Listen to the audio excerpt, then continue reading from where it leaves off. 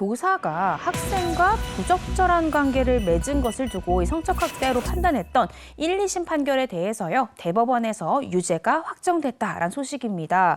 이 대법원은 아동학대처벌법 위반 혐의로 기소된 30대 여교사 A씨에 대해서 징역 1년 6개월에 집행유예 3년을 선고한 원심의 판단에 법리 오해나 문제가 없다. 따라서의 유죄를 확정한다라는 판결을 내놓았습니다. 네, 이 사건 기억이 납니다. 당시 이 사건은 교사의 남편이 신고를 하면서 알려지게 된 거죠. 네, 그렇습니다. 이 사건 내용을 좀 살펴보면요. 2022년 5월에서 6월경 이 30대 기간제 요교사 A씨는요.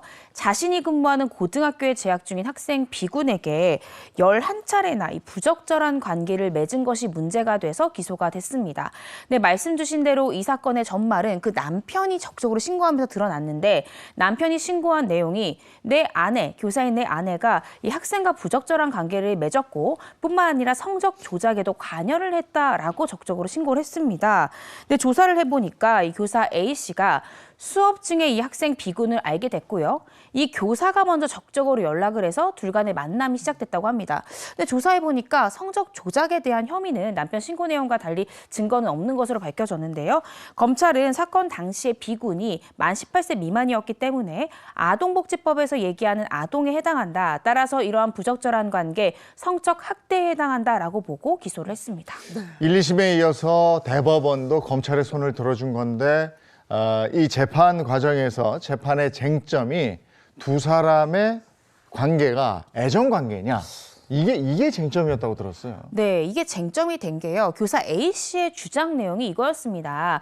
내가 그 학생 B군과 11차례 부적절한 관계를 맺은 사실관계 자체는 인정한다. 그렇지만 나는 애정관계였고 합의하에 했던 관계이기 때문에 이건 성적 학대로 평가될 수 없다라는 것이 피고인의 주장이었습니다. 그런데 이 사건의 전말과 두 사람 간의 관계, 또 이 B군이 수사 단계 때 했던 이 진술 등을 토대로 1심 법원뿐만 아니라 2심 법원까지도 일관되게 A씨의 행위는 성적 학대에 해당한다라고 판단을 했습니다. 특히 2심 법원은요. 피해자가 성적 자기결정권을 온전하게 행사할 수 없는 상태임을 인식한 채로 이 피해자의 심리적인 취약 상태를 의도적으로 이용해서 부적절한 관계로 나아간 것으로 충분히 볼 수 있다라면서 이 피해자의 소극적인 성적 자기결정권을 침해한 행위다라고 판시하기까지 했습니다.